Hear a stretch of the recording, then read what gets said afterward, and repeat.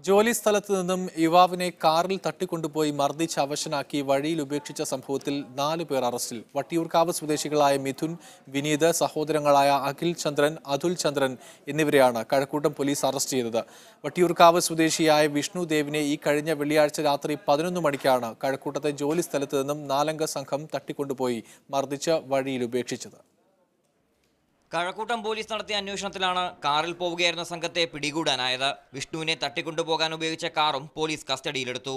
സംഭവത്തിൽ ആരോപണ വിധേയനായ വട്ടിയൂർക്കാവ് എസ്ഐ പ്രദീപിനെതിരെ അന്വേഷണം ആരംഭിച്ചു. രഹസ്യാന്വേഷണ വിഭാഗം എസ്ഐക്കെതിരെ റിപ്പോർട്ട് സമർപ്പിച്ചിട്ടുണ്ട്.